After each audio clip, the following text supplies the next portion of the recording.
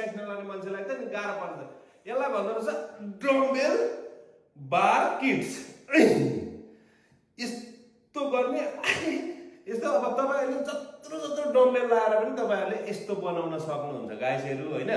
म चाहिँ अब त्यत्रो बुढो मान्छे त्यत्रो एक्सर्साइज गर्दिन तपाईहरुले मलाई देखाइदिएको मात्रै हो तपाईहरुले एक्सर्साइज गर्नुहुन्छ भने चाहिँ नि गाइसहरु यो डम्बेल चाहिँ आउँदैन आफ्नै हुनुपर्छ तर डम्बेल बारबेल चाहिँ यो डल्लै यस्तो चाहिँ यो चाहिँ